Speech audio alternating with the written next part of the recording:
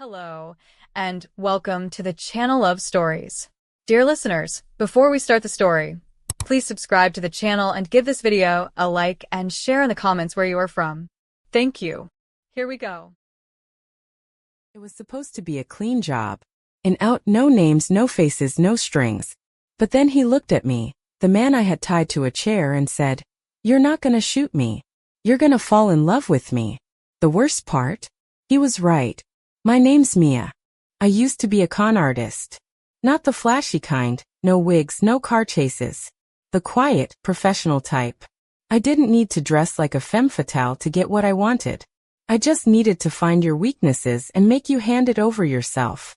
I worked with a tight 3-person crew. Anna was the face, elegant, poised, sharp as glass. Dev was the tech, awkward genius hacker with a heart of gold. Me? I was the closer. I got us in and out without a trace. Julian Cross was our next mark. CEO of something vague and powerful, known for privacy and an unusual number of shell companies. Rich enough that he wouldn't miss a few million. We'd studied him for months. My job was to pose as an interior designer and scope out the penthouse. Standard distraction scam. Get in, copy the vault access codes, and vanish before anyone noticed. But the night we broke in, he was supposed to be at a gala in Monaco. Instead, I found him barefoot in his kitchen, sipping whiskey like we'd been roommates. "Careful," he said, glancing at the gun in my hand. "The whiskey's expensive. Don't spill it." I told him to sit. He did. Calmly. Like he'd done this before. He leaned back in the chair like it was a throne and he'd invited me in. "Want some?" he asked, tilting the glass toward me. "I don't drink on jobs." "Shame. It's a 30-year-old Glenlivet." I tied him up. He didn't resist. Just watched me with those maddening eyes, like he was waiting for something more interesting to happen. "You're not gonna shoot me. You're gonna fall in love with me." That was the first time I hesitated during a job. I tightened the rope and made sure the cameras were off. Dev was in my ear, asking what was taking so long. I said nothing. Julian Cross, barefoot, calm, irritatingly handsome, just kept smiling. I told myself it was an act. That he was bluffing. That the faster I got out, the better.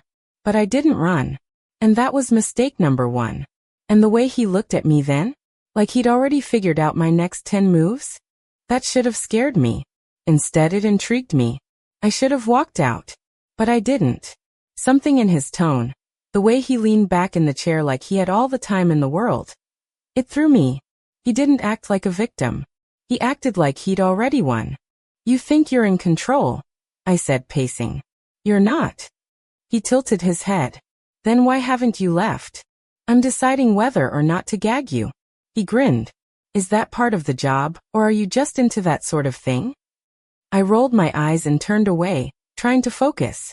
But then he dropped the bomb. "You're not robbing me. I'm testing you." I froze. "Excuse me. You're not the first to try. But you might be the most interesting." He knew. He knew everything. My name, my crew, our safe house location.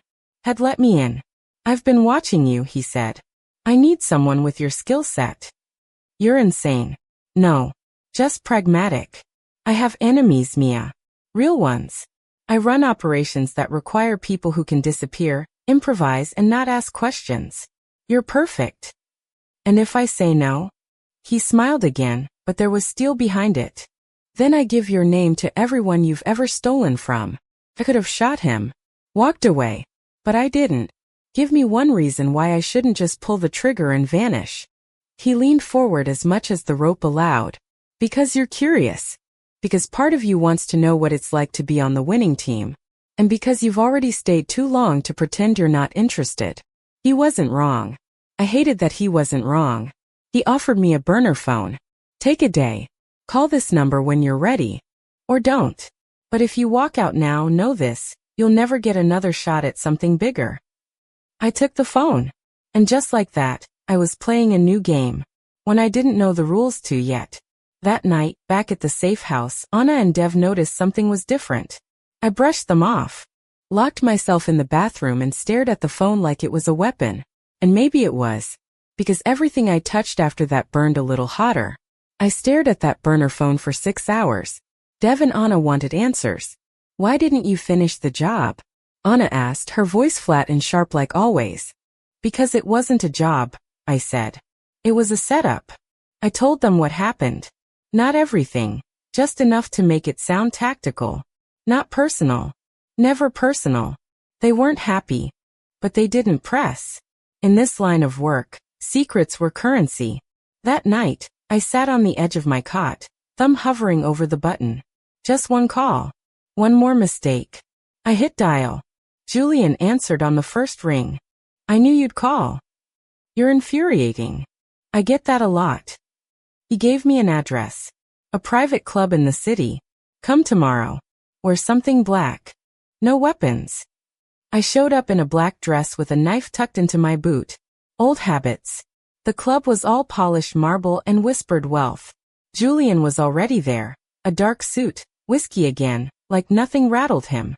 Welcome to the deep end, he said. He took me through a back room, past guards who didn't blink. Down a corridor, past doors labeled in languages I didn't recognize. He opened one marked only with a symbol, a key and a flame. Inside was a wall of screens. Live feeds. Satellite images. Maps. Notes scribbled in Cyrillic and Mandarin. This is what I do, he said. I disrupt things. Quietly. And what do you want from me? Exactly what you're good at. Getting in. Getting out. Leaving no trace. I studied him.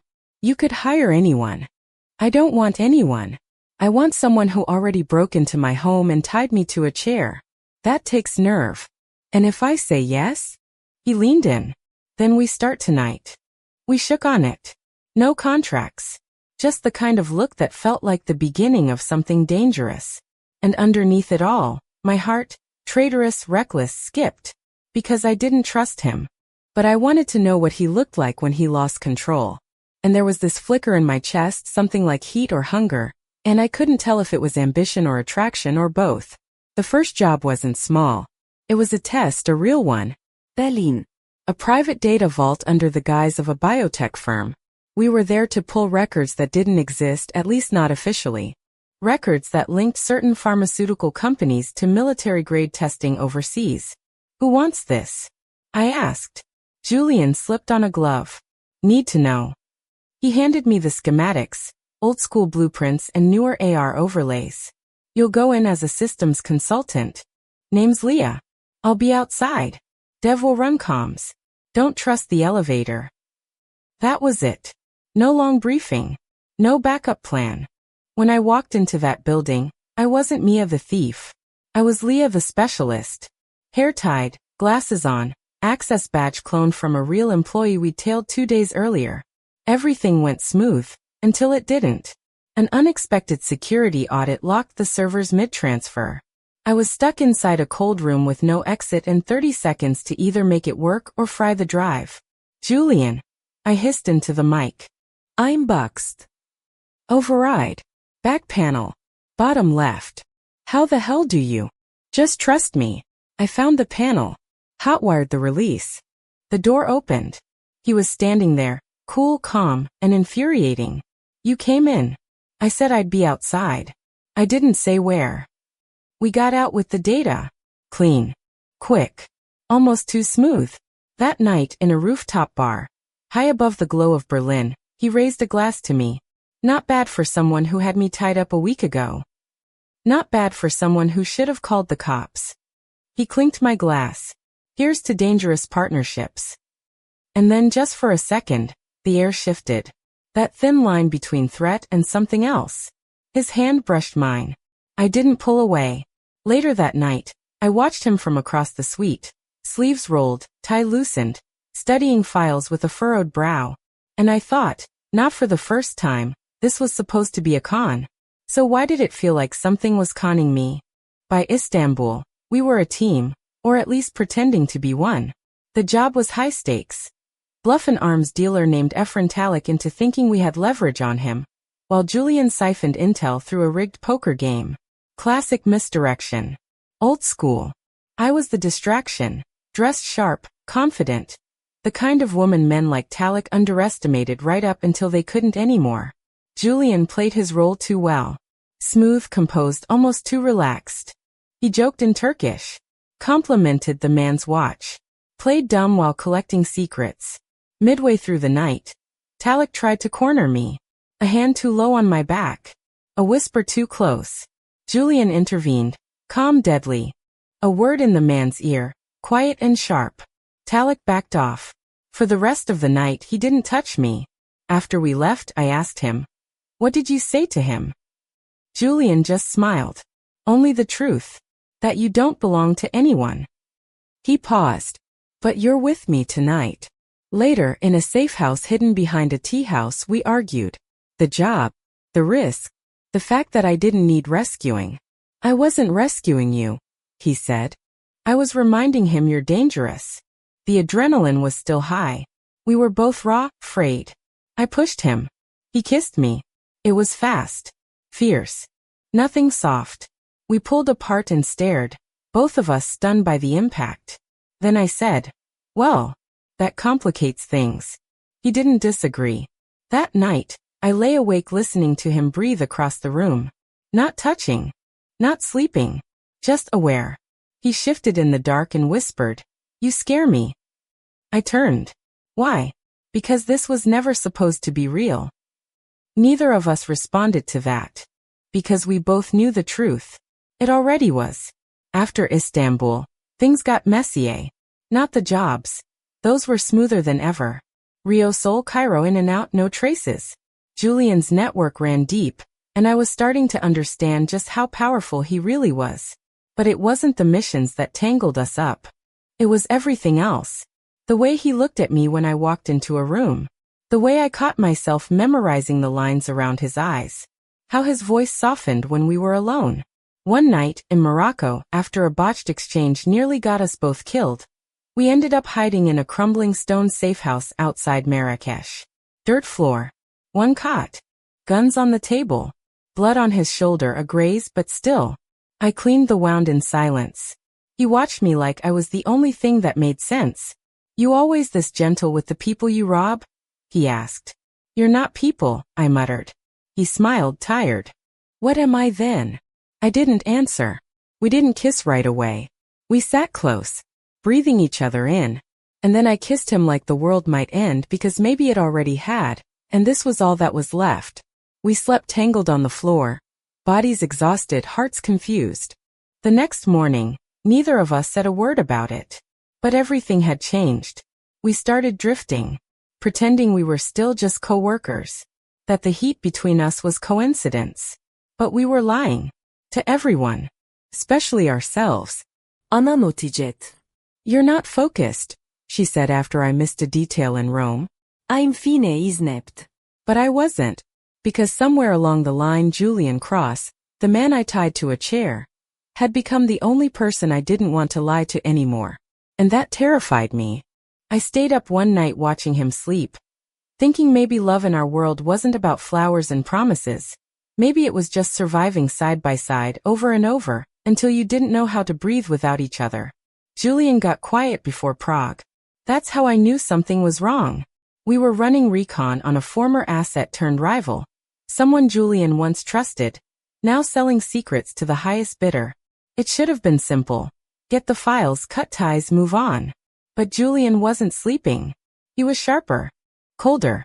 Like he was bracing for a hit. "What aren't you telling me?"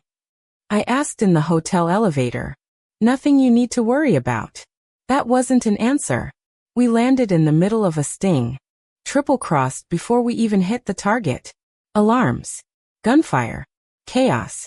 I remember running through the rain with blood in my mouth and Julian's voice in my ear yelling, "Left!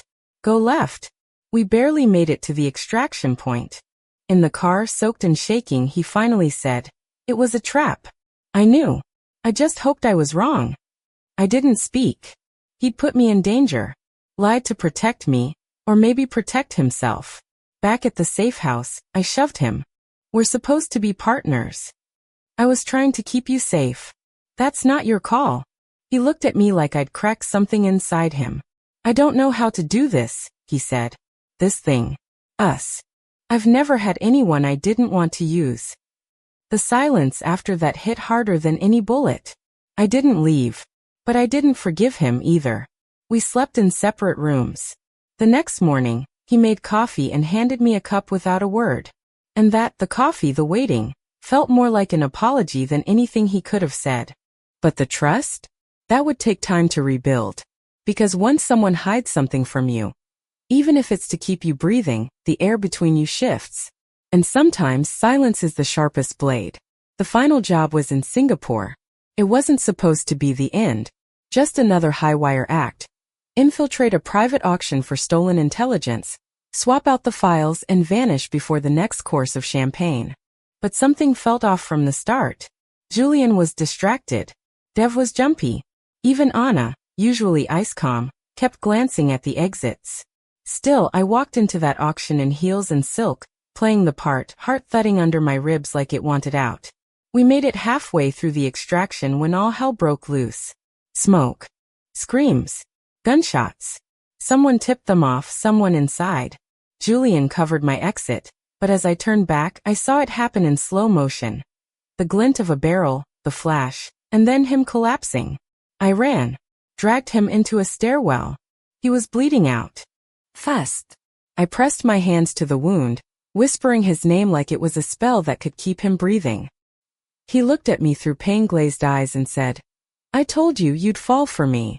"Yeah," I whispered, choking. "Then don't you dare die on me now, idiot." Dev found us. We got out. Barely. Anna was gone. Vanished. Julian survived. But nothing was the same. He'd taken a bullet meant for me. And the woman I called my best friend? She was the one who sold us out. The betrayal cracked something open in me. Not just anger, grief. For the girl I used to be. For the trust I'd given so freely. Julian and I went off-grid after that. No more missions. No more lies. Just us. Wrecked. Still standing. Still choosing each other. And some nights when he winces in his sleep and I reach for him, I realize. Love didn't save us from the fire. It made us walk through it, together. We disappeared to the coast of southern Spain. Small town. No questions. A villa with peeling paint and a broken gate. Perfect. Julian still walked like a man expecting a tale. I still slept with a knife under the pillow.